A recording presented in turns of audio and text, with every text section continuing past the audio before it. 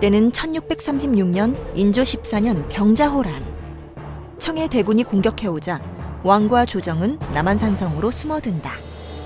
추위와 굶주림, 군사적 열세 속에 산성은 완전히 포위된 상황이다. 인조의 범민은 깊어지고 청의 요구와 압박은 더욱 거세진다. 병자호란 당시 아무런 해결책이 없던 조선의 상황에서 우리는 답답함을 느꼈다. 그리고 살기 위해 항복하는 인조의 모습을 보고 분노와 절망감도 생겼다. 만약 당신이 인조와 같은 상황에 부닥친 기업가라면 어떻게 하겠는가? 한치 앞으로 나갈 수 없는 위기를 어떻게 돌파할 것인가? 리더는 문제를 해결하는 사람이다. 기업의 경영자는 회사가 처한 문제를 해결하고 성과를 만들어야 한다.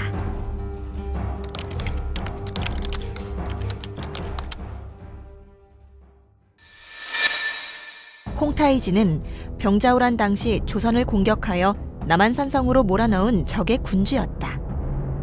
우리에게 미운 적이지만 문제를 해결할 줄 아는 리더였다.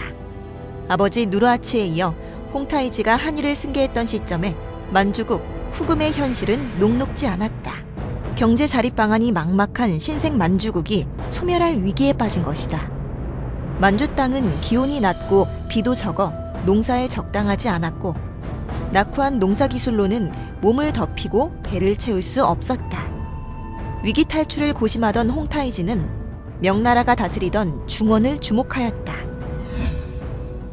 추운 땅에서 굶주리기보다 중원을 빼앗아 그 땅과 백성을 지배하며 살아가자. 홍타이지는 만주의 강약을 정확히 분석하였다. 농사에는 약하지만 전쟁 기술과 약탈 능력은 탁월하다. 우리의 강점으로 승부하자. 만주국은 대륙 정복에서 새로운 활로를 찾았다. 나라 크기와 인구 숫자로 상하가 정해지는 것은 아니다. 꿋꿋한 의지와 실력이 있다면 작은 것도 큰 것에 능히 맞설 수 있다. 1차 공격 목표는 북경이었다. 1629년 10월, 홍타이지는 10만 군대를 이끌고 내몽골 방면으로 행군을 하다 북경 북방에 이르렀을 때 방향을 남으로 틀어 만리장성을 넘어 북경에 진입하였다. 예상 못한 만주 군대의 북경 출현에 명나라는 공황 상태에 빠졌고 유서의 방어 책임자 원충환이 만주와 공모했을 것이라는 의심을 품는다. 결국 홍타이지는 최대 적수 원숭환을 명나라가 스스로 제거하게 만드는 성과를 거뒀고 이는 만주가 명나라를 압도하는 역사적인 터닝 포인트가 되었다. 이후에도 홍타이지의 공격은 계속됐다. 5차례나 만리장성을 넘은 것을 비롯해 대규모 공격만 8차례나 이어졌다. 홍타이지는 담담타타의 전략으로 싸움의 정석을 제대로 실천했다. 외교에서는 화평 명분론으로 정치적 고지를 장악했으며 군대 싸움은 기습이나 선제 공격으로 언제나 주도권을 잃지 않았다. 만주국의 쉴 새 없는 공격에 명나라는 평정심을 잃고 무너지기 시작했다. 홍타이지와 만주족은 100배가 넘는 인구에 부유하던 명을 두려워하지 않았다. 두려워할 만한 상대를 겁내지 않고 정면으로 부딪히는 것. 바로 나쁜 오랑캐 정신이었다.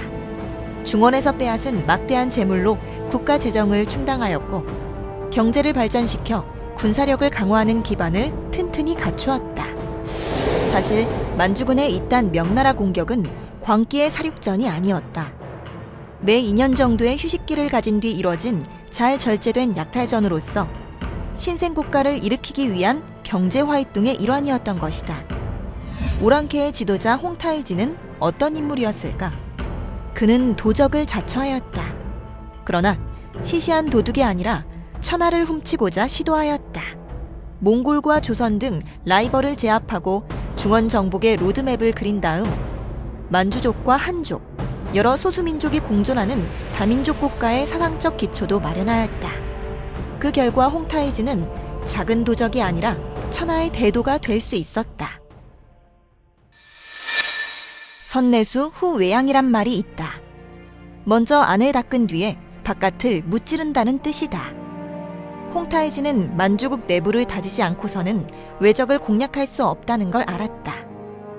분명한 목표 설정과 현실 인식, 장기 전략과 단기 전술의 조화, 유연한 지략과 재빠른 결단으로 집권 10년 만에 여진족의 나라 후금은 다민족 제국 대청으로 발전하였다.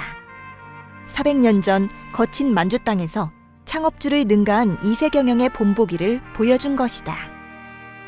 지도자의 실력은 평시가 아니라 난세에 드러나는 법이다. 홍타이지는 자신들의 강점을 살린 오랑캐 전략으로 중첩된 위기, 암울한 현실을 뚫고 만주족 성공의 역사를 썼다. 스스로를 좁은 울타리에 가뒀던 조선, 작지만 강한 집단으로 단련시켰던 만주. 큰 나라 중국을 상대하며 생존을 모색했던 두 작은 나라의 운명은 리더에 의해 근본적으로 달라졌다. 선대로부터 물려받은 작은 것에 만족하지 않고 완전히 새롭고 더욱 큰 것으로 키워낸 홍타이지. 그의 전략과 결단은 현실의 기업인에게도 울림이 크다.